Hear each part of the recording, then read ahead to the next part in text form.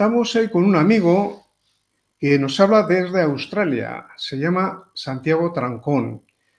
Es una persona muy destacada, bajo mi punto de vista, dada su biografía. Voy a explicar un poco quién es. Bueno, y él nos hablará de por qué están en las antípodas nuestras. Esta persona, a la cual conozco yo desde hace tiempo, es leonés, de León, doctor en Filología Hispánica, premio extraordinario de tesis doctoral, lo cual no es moco de pavo, perdonen la expresión, porque, en fin, un servidor también intentó ese premio y no lo logró. Y sé lo complicado que es y lo destacado que tiene que ser el personaje para, gracias a su investigación, a su tesis doctoral, lograr un premio extraordinario de tesis doctorales. Bueno, con su tesis, texto y presentación, aproximación a una teoría crítica del teatro, y gracias a ello fue profesor de la Escuela Superior de Arte Dramático de Madrid. Ha sido también profesor de Lengua y Literatura Española en Barcelona y también en Madrid. Fue director general de Promoción Cultural de Castilla-León y luego ha escrito multitud de libros. O sea, digo multitud porque son un montón. O sea, yo realmente empezar a hablar de sus libros pues nos comería parte del programa. El que más me ha gustado, quizá pues es uno de los últimos, es Sabiduría de los Clásicos, que se refiere a diríamos, la forma de pensar de Quevedo y Gracián, que es perfectamente aplicable al mundo de hoy.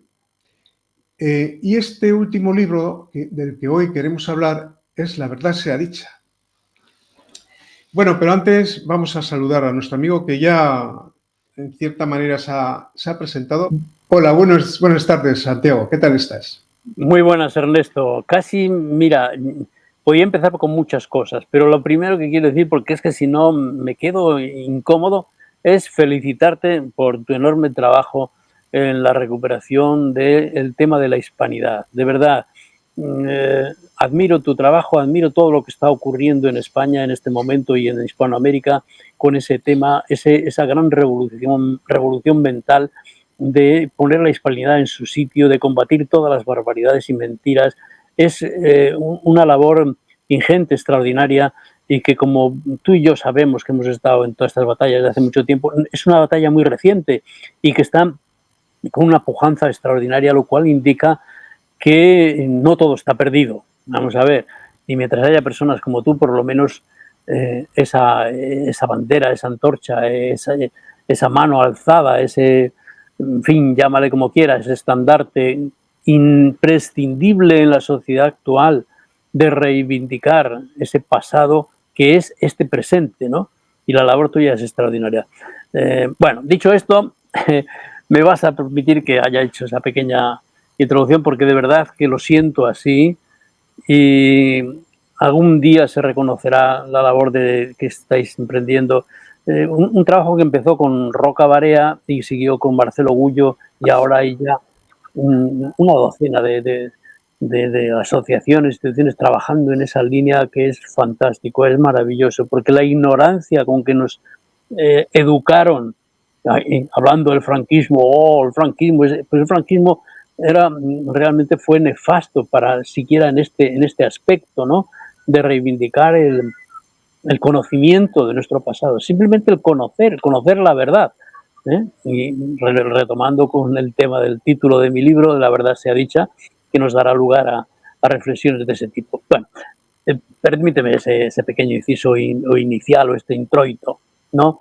Me preguntabas que por qué estoy en Australia. Bien, brevemente lo diré, pues un asunto familiar, desgraciadamente no positivo, en fin, de mi hija, que tiene unos problemas de salud que necesita mi compañía, y bueno, pero lo estamos llevando con el mejor modo posible y con la confianza de que todo saldrá bien. Y esto me ha dado a mí ocasión de conocer este hermoso continente, esta terra ignota, esta inmensidad que es Australia, una tierra maravillosa, que lo único que yo lamento es que no haya sido no descubierta, porque sí fue descubierta por los españoles y no por el capitán Cook.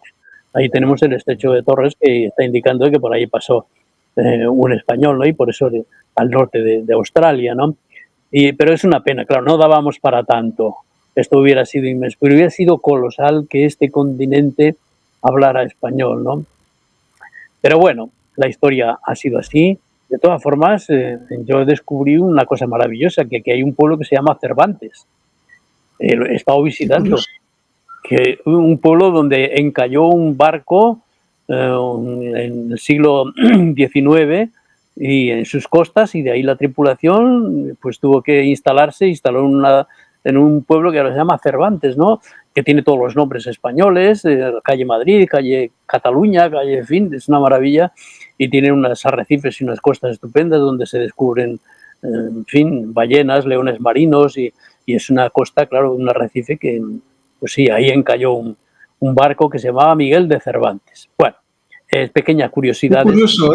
Claro, Este tema es muy interesante y yo desconocía, me has comentado antes de entrar en el programa, desconocía que esa tierra, ese continente, podría haber sido española.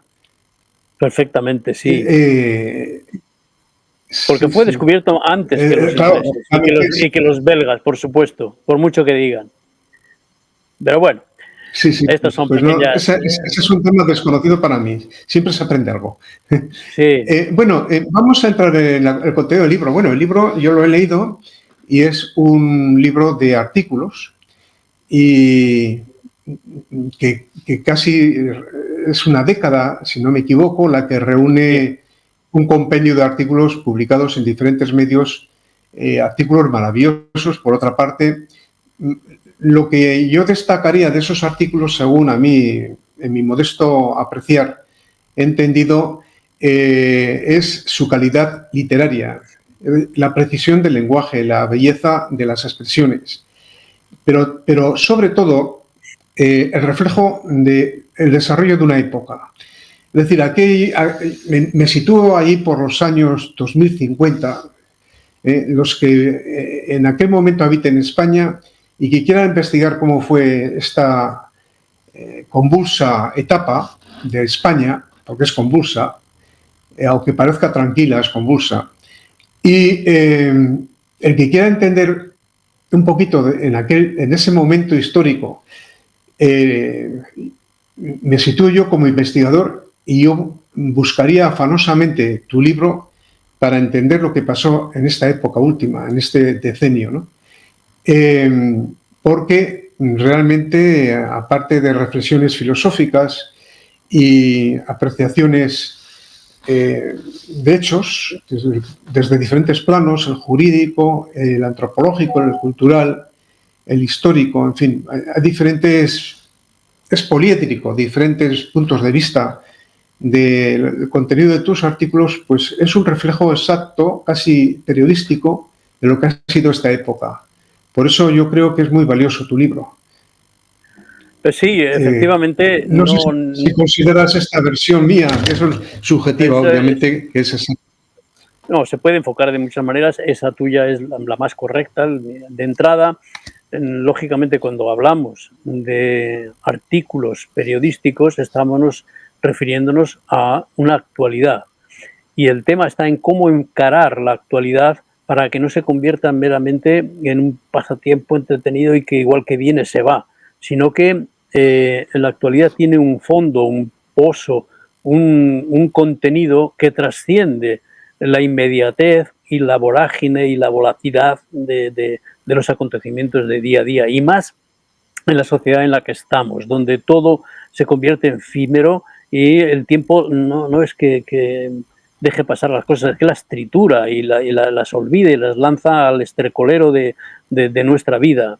Entonces, dar una pausa para reflexionar sobre lo que ocurre y llegar a intentar comprender por qué pasa y cómo pasa es la mejor manera de que la realidad, digamos, adquiera una profundidad y una permanencia que es la que exige el encarar los problemas para entenderlos. porque para eso, por supuesto, lo primero es lo que has dicho, es que hay que escribir bien. Un artículo periodístico y sobre todo a partir, digamos, de Larra y todos los grandes periodistas de la generación del 98 y del 27, pues han considerado el artículo periodístico no como un mero, en fin, de entretenimiento de hojas para tirar a la basura, ¿no? Sino como un género literario reflexivo y donde se busca trascender e ir mucho más allá de la inmediatez de lo que se está contando para llegar a entender el día a día y así entender la historia.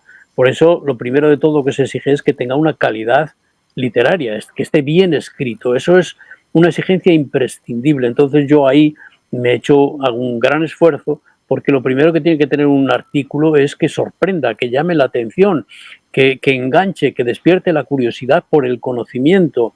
Y una vez conseguido eso, claro, no basta. Luego hay que tener ideas claras de lo que se tiene que decir, ideas que al lector le sorprendan, le choquen, le provoquen un estímulo fundamental. ¿Para qué? Para que piense por su cuenta y riesgo. Eso es lo más importante. Estimular al lector a que a partir de ahí pueda él pensar por su cuenta y reelaborar su propio pensamiento en contra de qué, pues de la ideología que nos domina. Una cosa son las ideas y otra cosa la ideología. Con ideología no vamos a ninguna parte, a ninguna. Con ideas sí. Y el paso de las ideas a la ideología es estos artículos que tienen la ventaja de ser cortos, de que exigen una reflexión inmediata, pero que no tienes por qué estar, digamos, horas y horas dándole vueltas a un libro, ¿no? Tiene por eso el periodismo engancha también, porque se puede en 5 minutos llegar a comprender y reflexionar muchísimas cosas y eso es lo que propicia el artículo periodístico, claro. El libro se titula La verdad sea dicha. ¿Qué verdad? O sea, ¿es una verdad subjetiva o una realidad basada en hechos probados? Mira, es uno de los temas esenciales del libro porque el concepto de verdad que va unido al del bien y por tanto en oposición a la mentira, al engaño, a la maldad y a los malvados, pues es fundamental. Es fundamental porque si no tenemos un concepto de verdad, todo lo demás se desmorona. No hay sociedad hasta ahora en la civilización, no ha habido ninguna sociedad que pueda mantenerse si no tiene el concepto de verdad y de el bien como fundamento de su propia organización social. Si eso se desmorona, no hay posibilidad de mantener absolutamente nada, ¿no? Entonces, el concepto de verdad, desde, no sé, sobre todo del el modernismo y el relativismo posmodernista y todo este tipo de mandangas y de majaderías, pues se ha quedado degradado, como si no existiera el concepto de verdad. La verdad no existe, ¿no? Bueno, tanto es así que el asesor que tiene hoy Pedro Sánchez, recordemos, es partidario de decir que la verdad no existe. Que no, que eso de la verdad es una tontería, ¿no? Todo es relativo. ¿Cómo que todo es relativo? No, no todo es relativo. Tú piensas, pero la verdad nunca puede ser algo subjetivo. La verdad es, para poder ser verdad tiene que ser algo objetivo, porque yo, ¿cómo voy a poner como fundamento de la vida lo que tú piensas, sientes en tu propio interior? Eso es imposible. En cada persona tengo que meterme en su interior para construir el mundo y la realidad. Eso no. Es un acuerdo básico de que la realidad existe, es la consistencia de los hechos, la verdad de las conductas, de los actos, y todo eso construye un sólido, un fundamento sólido a la realidad, a la verdad y a lo que hacemos. Sin eso, pues todo lo demás desaparece. ¿Qué pasa?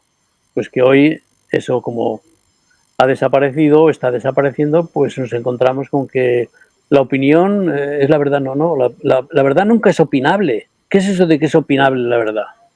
No puede ser opinable. La verdad no admite. La verdad es algo social, es algo aceptado por la inmensa mayoría como la constatación de los hechos, y eso no se puede negar. Si tú has te has corrompido, si tú te has ido de prostituta, si tú has maltratado a una mujer, ¿eso qué es? ¿Verdad subjetiva? Esos son hechos objetivos que son el fundamento de cualquier organización social sobre lo que no se puede hacer, lo que es el mal y lo que sí se puede hacer, que está permitido, pero sobre la base de que estamos de acuerdo de que como no introduces esos matices subjetivos para definir hasta el sexo. Se llega ya a decir, es una cosa subjetiva. ¿Y cómo que el sexo es una cosa subjetiva? Será la forma como tu vida, sí, subjetiva, pero el sexo no es una cosa subjetiva, nunca puede serlo, estaríamos apañados, ¿no? Bueno, entonces, claro, el Eh, libro se fundamenta en ese concepto y reivindicarlo y explicarlo, y por qué, con argumentos filosóficos, psicológicos, sociales, políticos, de que necesitamos ese fundamento, ¿no? Y ese es uno de los pilares del libro, efectivamente, que da lugar al nombre, al título del libro. Pues no es poco, porque efectivamente uno de los problemas sustanciales de la política española es la relativización de los hechos objetivos y de la verdad. Y por eso estamos perdiendo esas bases cognitivas fundamentales para que la sociedad funcione de acuerdo a parámetros tradicionales e históricos. Y estamos perdiendo las referencias de conducta más sustanciales, más importantes. Pero bueno, yendo a una parte del libro se refiere al manifiesto de los 2300 que tú redactaste junto con Federico Jiménez de los Santos, allí por los años 80, cuando el nacionalismo arremetió y entró con saña, y la expresión con saña la digo a propósito, es decir, con mala fe, para conquistar, volviendo al tema de las mentes, conquistar cognitivamente a los catalanes y ponerlos en una especie de metaverso a través del lenguaje. Aquel manifiesto fue una reacción a aquella imposición intolerante y totalitaria que ha dado sus efectos durante estos casi 40 años desde entonces, ¿no?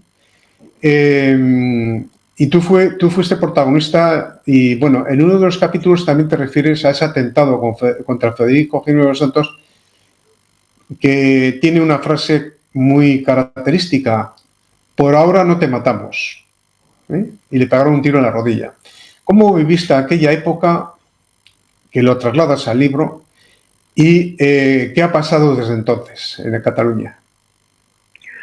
Bueno, lo que ocurrió en 1981, después del golpe de Tejero, recordemos, en ese contexto, pues apareció este manifiesto, que yo lo redacté efectivamente con algún arreglo de Federico, y que pues provocó un verdadero cataclismo, porque fue el gran manifiesto de la democracia, como dice Arcadi Espadas, que pone en evidencia la falsedad, la falacia, los engaños de lo que entonces se llamó el catalanismo.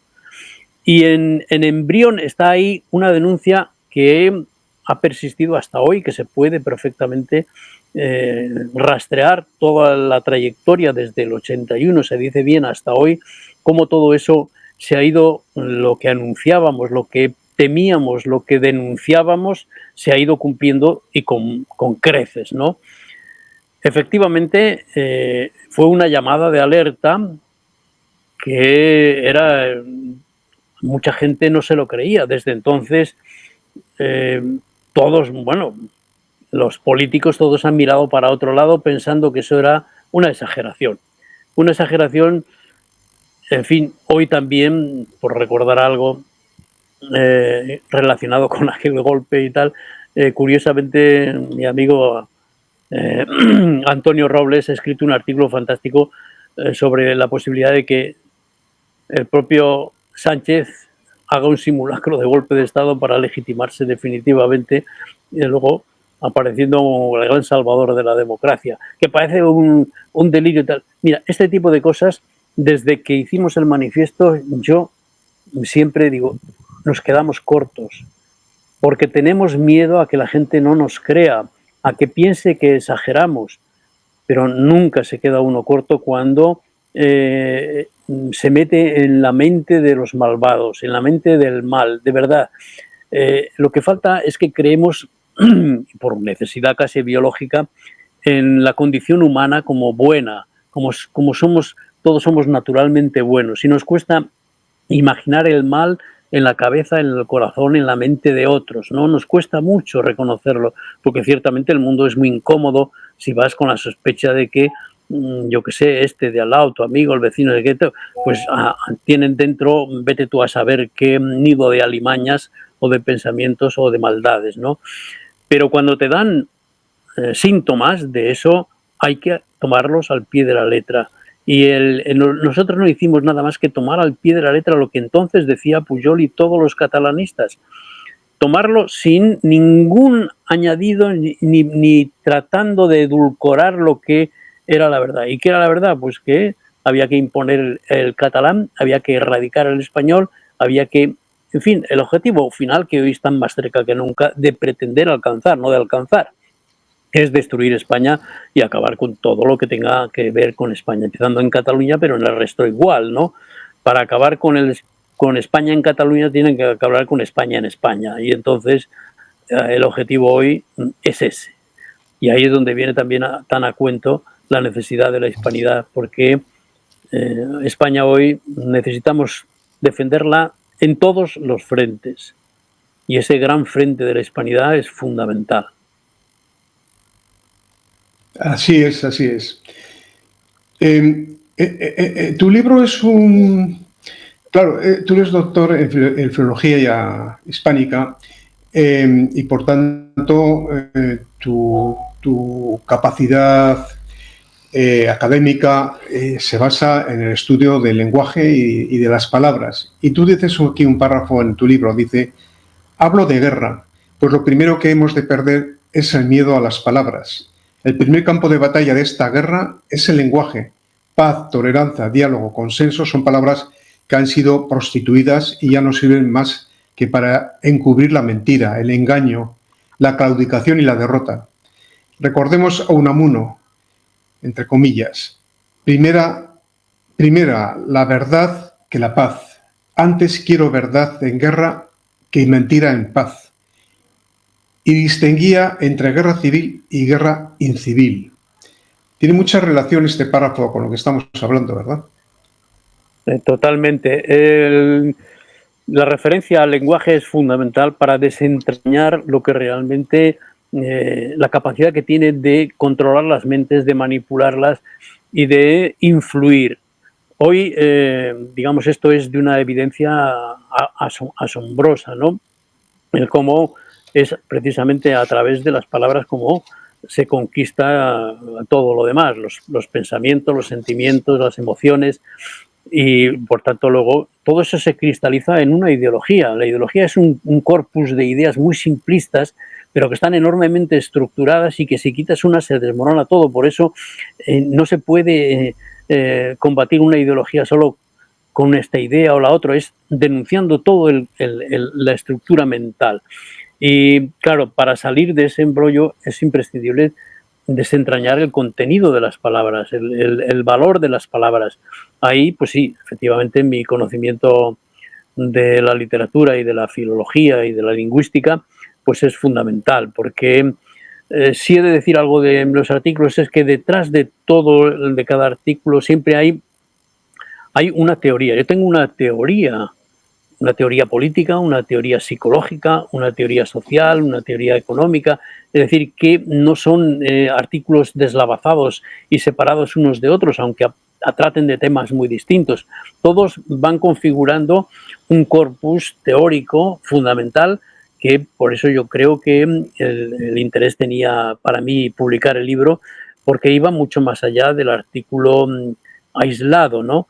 Sino que se constituye como un corpus general. Ahí las referencias, por ejemplo, a la ciencia son fundamentales. Constantemente yo me apoyo en fundamentos de la teoría sobre de la mente y del cerebro, es fundamental. Los principios psicológicos y de psicoanálisis también son fundamentales para miles de cosas de de todo esto. Y luego la propia lingüística como la base. Por ejemplo, para combatir, yo qué sé, el tema de las lenguas hoy en España, tan absolutamente pervertido, ¿no? Hombre, yo parto ya de entrada de que la propia Constitución tiene, en fin, algunos desvaríos, como llamar a eso el castellano es la lengua española, el castellano es español. Desde hace ya varios siglos el castellano dejó de ser el castellano y es el español. Y sabemos que esta diferencia no tiene ninguna importancia en sentido estricto, académico y tal, pero sabemos que tiene un valor político extraordinario y se le ha dado ese valor político y entonces alguien impone el castellano que una lengua más de la belleza. ¿Cómo que una lengua más? No, no es una lengua más. Y aquí vienen infinidad de falacias, ¿no? ¿Todas las lenguas son iguales? No. Todas las lenguas no son iguales, todas las lenguas no tienen el mismo valor, no tienen la misma eficacia. Para un hablante su lengua es lo más sagrado y es respetabilísimo. O sea, no se tiene nada que ver contra las lenguas, ¿no? Pero lo que no se puede decir es que todas las lenguas sean iguales. Hombre, no es lo mismo la lengua de un esquimal para uno del Amazonas que al revés. Las lenguas funcionan en unos contextos para algo y en otros no pueden funcionar. Y por eso las lenguas universales como el inglés y el español pues son las más útiles y las más necesarias en la sociedad en la que estamos, ¿no?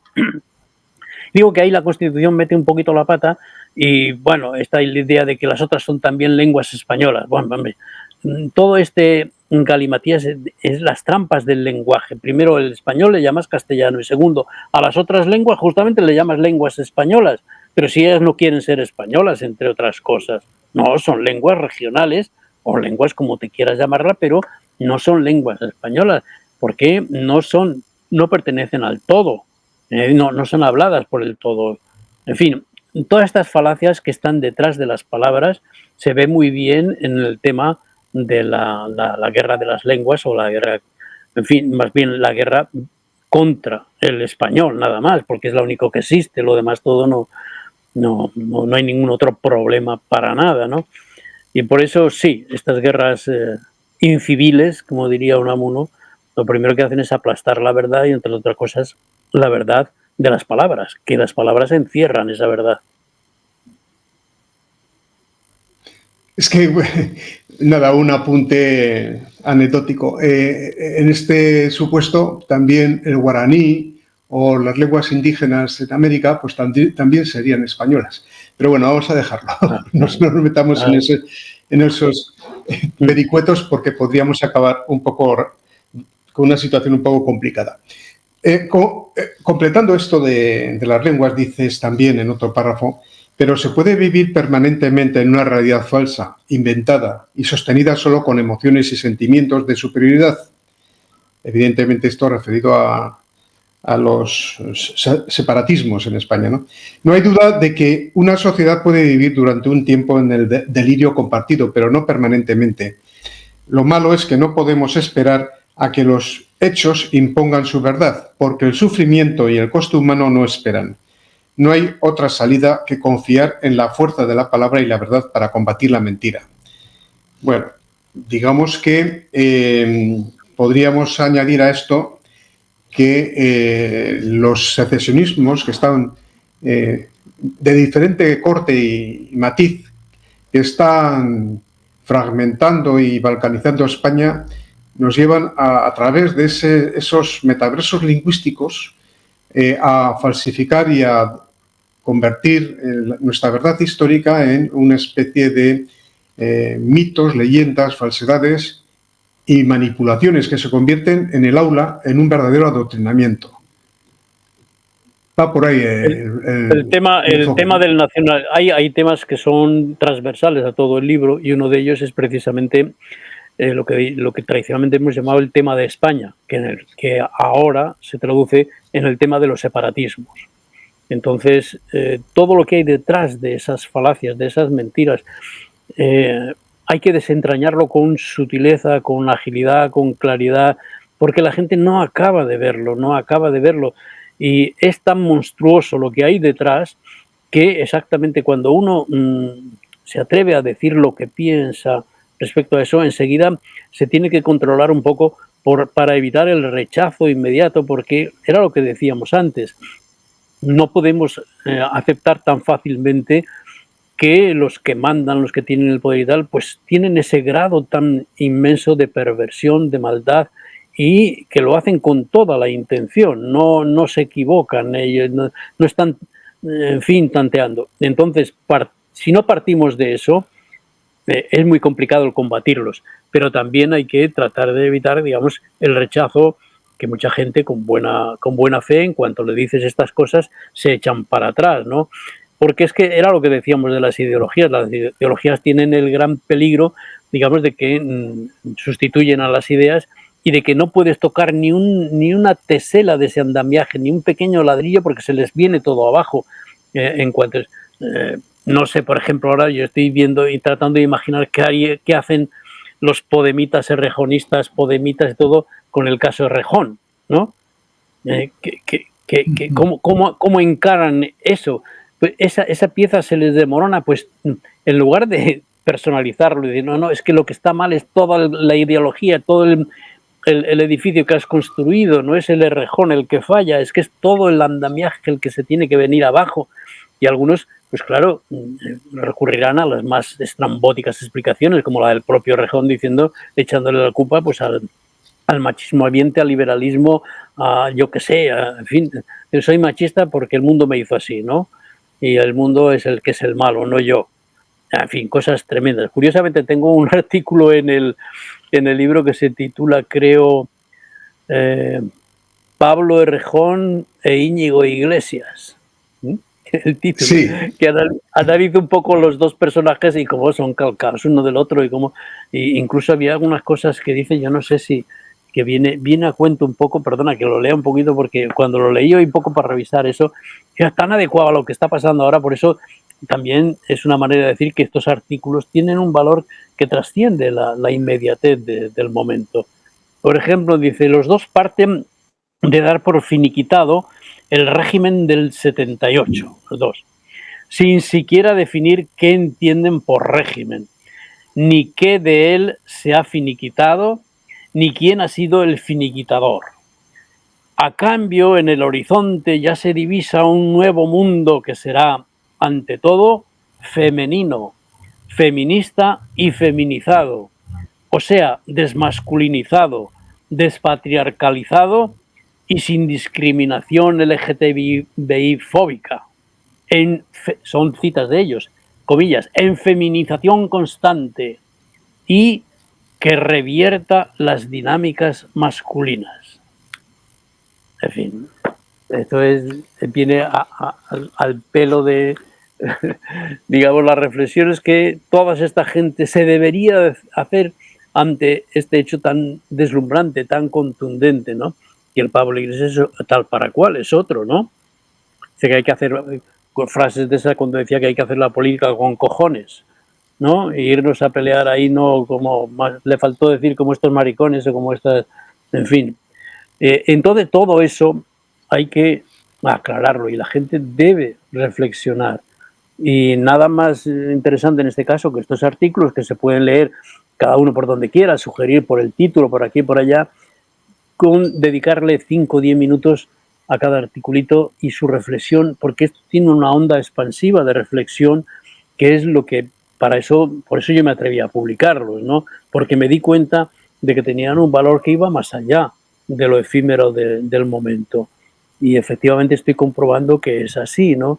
Y esto que acabo de leer sobre Íñigo y Pablo Iglesias, sobre el feminismo y la feminización, pues, en fin, la realidad me está diciendo pues que estaba bien enfocado todo y cuando hay un fundamento de pensamiento, ¿no?, detrás de lo que en este caso se escribe o se piensa, pues eso tiene una duración y tiene un interés que va más allá de la inmediatez del día a día, que es lo que suele ser el periodismo y sobre todo el periodismo cada vez más degradado, ¿no?, que no aspira como esos grandes escritores a ser referencias, como tú también dijiste al principio, de un momento histórico para entenderlo y para comprenderlo, porque comprender un momento de la historia es comprender lo que viene y lo que pasó, todo. Es abrir los ojos a la realidad más contundente, ¿no? En este caso, yo qué sé, digo cosas que a Sí, algunos pueden chocar porque hay que llamar la atención. Por ejemplo, cuando digo que eso de las dos Españas es un cuento, que algunos me dirán, "Ah, ¿qué está diciendo?". Y hombre, sí, las dos Españas se lo han inventado quienes creen en las dos Españas, pero las dos Españas no existen, se construyen en un momento determinado porque interesa, pero no creamos que estamos condenados a matarnos unos a otros, que tenemos una especie de acondicionamiento biológico, histórico, irremediable, condenados al cainismo y al... ¿Qué es eso? No, hombre, no. Eh, Aquí nos lo hemos creído, pero en Francia a nadie se le ocurre hablar de las dos Francias o las dos Alemanias, que podría tener más ujú. razón en el momento. Y aquí sí, las dos Españas, y venga con las dos Españas. Y es que estamos entrando en esa dinámica de las dos Españas. Como yo digo, en un momento determinado, la guerra, digamos, no la provocó el hecho de que había dos Españas que se enfrentaban. No, fue la guerra civil la que creó las dos Españas. Es un matiz fundamental. ¿Eh? Por tanto, no partir de ningún pesimismo, ninguna, en fin, alegato ahora diciendo que estamos condenados a matarnos y a enfrentarnos, porque lo que está ocurriendo hoy es lo más parecido a lo que ocurrió en el 36, también eso es verdad, naturalmente, pero con la falacia esa de que esas dos Españas se crean, se inventan porque interesa que existan y que se enfrenten. Hay que no caer en esa trampa, Ujú. no estamos condenados a matarnos unos a otros. Bueno, son cosas que vienen Esto que ahí en... dices va, ¿Sí? esto que dices va muy en relación a una referencia que hay en uno de tus artículos al libro que también tengo y he leído y me había olvidado de decir que es un libro excepcional, también uno de los últimos libros tuyos, que es España sentenciada pero no vencida, que casi es un análisis jurídico de una alta calidad, aunque tú no eres jurista en sentido estricto, académicamente hablando, pero haces ahí un desarrollo de una sentencia referida al nuevo estatuto que hizo Zapatero juntamente con los nacionalistas catalanes de Estatuto de Cataluña y que la sentencia, pues tal como caracteriza las sentencias del Tribunal Constitucional Político que tenemos en España, pues estaba hecha a medida de los intereses de ese complot, yo diría conspiratorio, entre Zapatero y los catalanes, ¿no? Los catalanes no, perdón, esa expresión está mal dicha. Y los nacionalistas catalanes. Dices, no voy a desarrollar esta idea porque la he hecho ya en mi libro España sentenciada pero no vencida, donde no solo hago un repaso de hechos fundamentalmente ocurridos durante los últimos 40 años, sino que elaboro una teoría política sobre el nacionalismo catalán y al mismo tiempo busco una explicación al funcionamiento claudicante de las instituciones básicas de nuestra democracia, especialmente el Poder Judicial. No sé si quieres comentar este párrafo, porque a mí sí que me interesa este asunto, ya que afecta al núcleo esencial de nuestro funcionamiento del último periodo constitucional que estamos viviendo, que yo diría que es desconstitucional o inconstitucional sistemático. Sí, sí. Bueno, eso es uno de los temas más dolorosos de los libros que más me ha costado escribir, porque era chocar con la evidencia de que el Poder Judicial también había entrado en la dinámica de la perversión y de, en fin, colaborar de una manera o de otra con todo el desmoronamiento del Estado, porque no solo la sentencia esa sobre el estatuto, sino sobre todo la sentencia a los golpistas de Cataluña, el golpe de Estado de Cataluña, pues es demoledor, porque no se atreven a entrar a fondo del asunto. Entonces no hace falta ser... Curiosamente yo estaba esperando con ese libro de que algún jurista pues criticara algo y tal, porque efectivamente yo no soy jurista. Pues nada, absolutamente nadie ha dicho nunca nada, incluso los juristas, tengo amigos muy renombrados y tal, Pues es que simplemente he hecho analizar el lenguaje, analizar lo que ahí se dice y cómo se dice. Si se habla de ensoñación, ¿qué es eso de la ensoñación como una teoría para explicar un comportamiento político? Pero ¿qué es eso? Entre otras cosas, ¿no?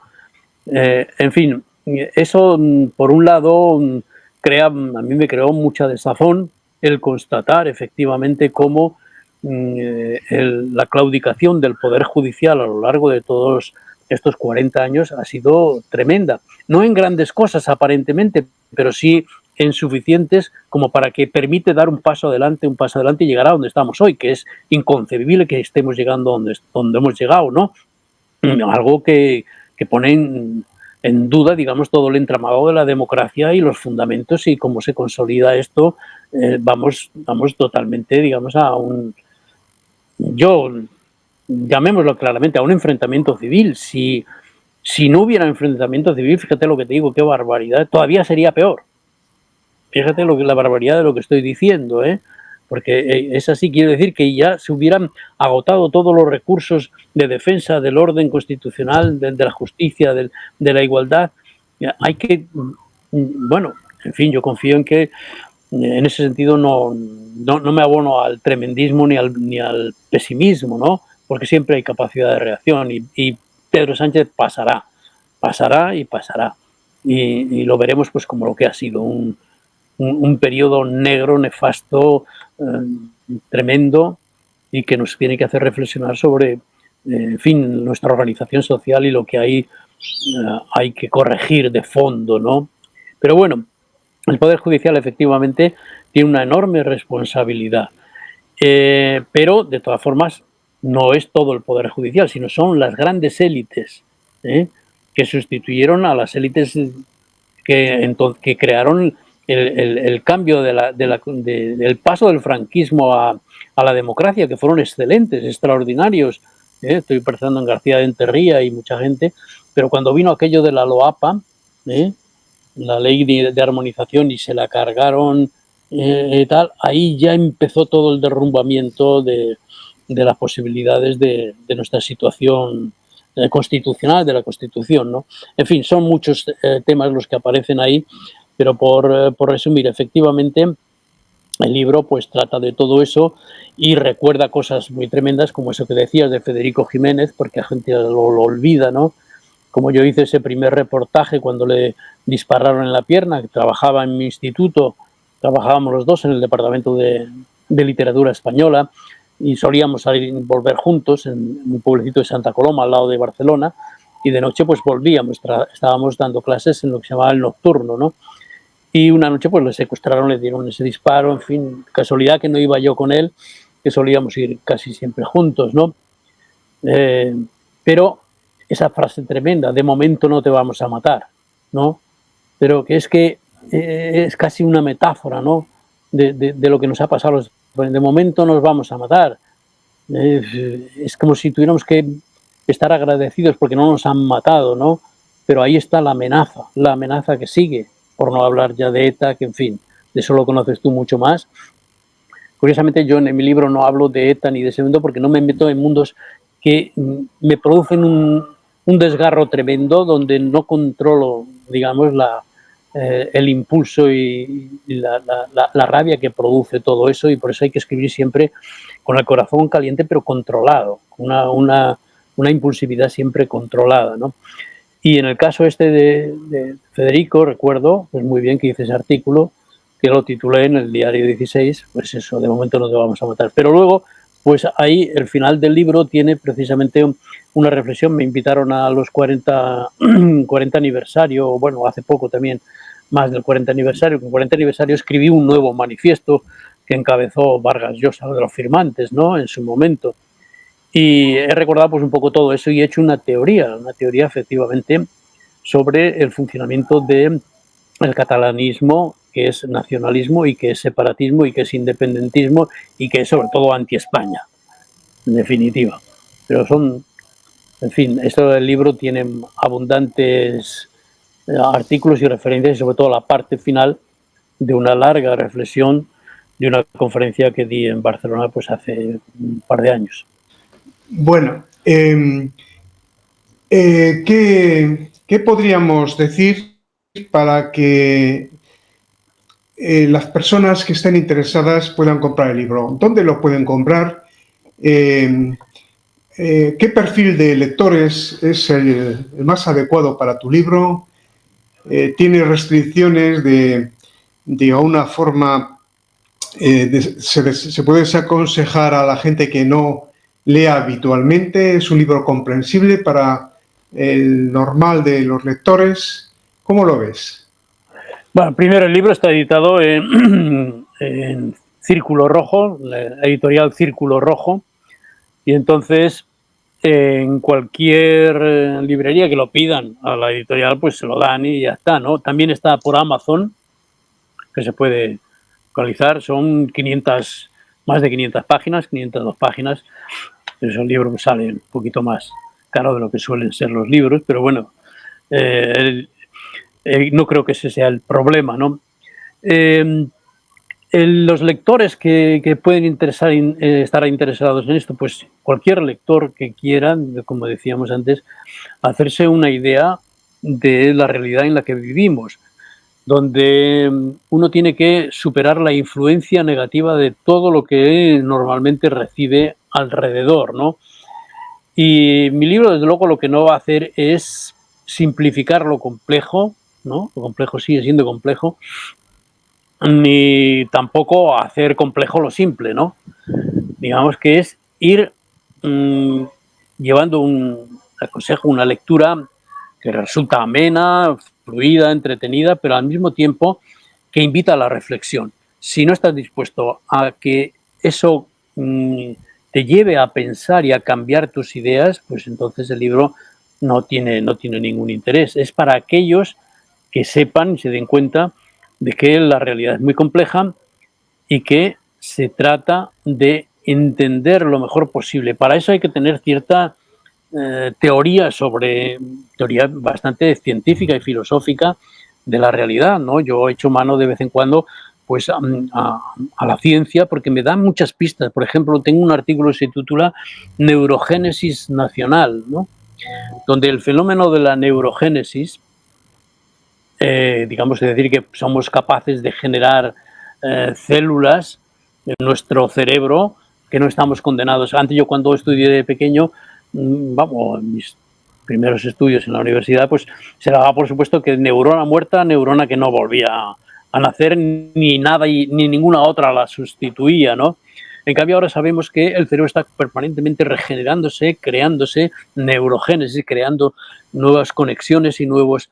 Esa plasticidad del cerebro hay que defenderla y no hay que, digamos, entonces yo eso lo aplico también en lo que sería el cerebro colectivo, la conciencia colectiva, la conciencia nacional, la necesidad de echar mano de esa regeneración neurológica nacional, la neurogénesis.